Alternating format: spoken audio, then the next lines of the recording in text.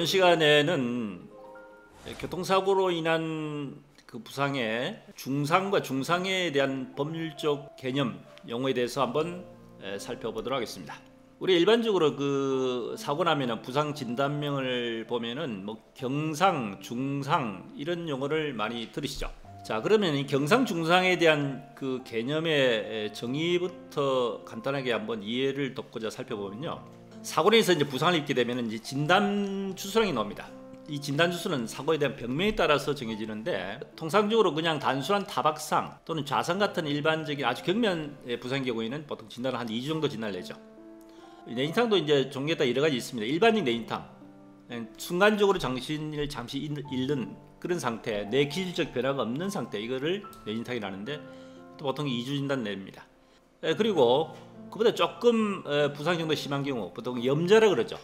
관절에 인대가 좀 늘어났다든지 삐었다든지 이런 진단의 경우에 보통 작게는 2주 또는 3주 정도 진단을 냅니다. 그 다음에 일반적으로 제가 가장 흔한 것이 골절입니다. 이 골절도 골절의 신체 부위에 따라서 굉장히 종류가 다양하기 때문에 골절에 대한 부상 부위에 따라서 진단이 정해지는데, 뭐 작게는 3주부터 해서 많게는 12주, 16주까지 진단을 낼 수가 있습니다. 그냥 뭐 단순한 갈비뼈 하나 골절된 경우에는 4주 진단, 여러 개 골절된 경우에는 6주, 8주 진단 내게 됩니다. 뭐 예를 들어 코가 골절됐다, 그럼 보통 진단 뭐 한 3주 정도 진단, 또는 다리뼈 중에서 작은 뼈, 비골이랍니다. 비골 골절된 경우는 6주, 또 경부에 큰 뼈 골절된 경우에는 아주 뭐 간단한 선상을 된 8주, 뭐 10주, 12주. 예를 들어 우리 다리 중에서 제일 큰 뼈인 허벅지 뼈를 대퇴골이라는 그 뼈가 골절되는 경우에는 경우에 따라서는 12주, 아주 분쇄골절 심한 경우는 16주 지나게 낼 수도 있습니다.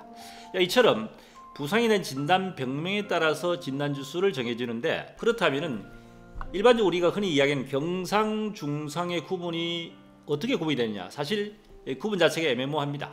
몇 주까지가 그럼 진단이 경상이고 몇 주 이상이 중상이냐? 통상적으로 실무적으로 보면은 중상, 경상에 대한 개념 자체는 사고로 인해서 수술 여부를 불문하고 추후에 후유증이 예상될 수 있는 정도의 부상, 이거를 보통 일반적으로 중상이라는데, 그걸 진단주수의 개념으로 접근해 보자면은 대략 한 8주 이상 진단이 나오면은 일반적으로 중상 이렇게 볼 수 있습니다. 자, 오늘은 이 중상이라는 부상 정도가 이제 심한 걸 중상이라고 그랬죠. 그럼 중상이라는 부분하고 중상해라는 용어를 들어보셨을 겁니다. 흔히 일반인들이 생각할 때는 중상, 중상해 뭐 그 말이 다쳤다는 진단 병명을 두고 이야기하는 게 아니냐고 이해할 수 있는데, 그렇지 않습니다. 법률적으로는 아주 상이합니다. 1981년도에 교통사고 처리 특례법이라는 게 생겼습니다. 그전에 형법 268조에서 교통사고 나면 무조건 형사처벌 대상이 됐는데, 가해자가 사고를 내고 나서 형사처벌을 너무나 3주 이상 그때 당시에 중상으로 봤습니다. 이런 중상사고가 너무 많다 보니까 사실 가해자가 전부 전과자로 전락시키는 문제가 생겨서 법으로 해서 교통사고에 대한 처리 특례법을 제정을 해서 피해자가 가해자에 대해 형사처벌을 원하지 않는 반인사불벌죄, 피해자의 의사에 반해서 가해자 처벌할 수 없다는 반인사불벌죄라는 용어하고, 종합보험에 가입되어 있는 경우에 있어서는 형사처벌의 특례, 일정한 사고를 제외한 나머지는 일반적인 사고는 종합보험 들어있음으로 해가지고 가해자에 대한 형사처벌을 면해주는 이런 제도를 1981년도에 교통사고 처리 특례법이라는 것을 제정했습니다. 그리고 그 다음엔도 82년도에 시행을 하게 됐습니다. 자, 이때부터 이제 종합보험이 들어있는 경우에는 말씀드렸지만은 일반적인 가해자 사고를 내더라도 일정한 사고를 제외하고는 형사처벌을 면하는 사고로 진행이 됐었습니다.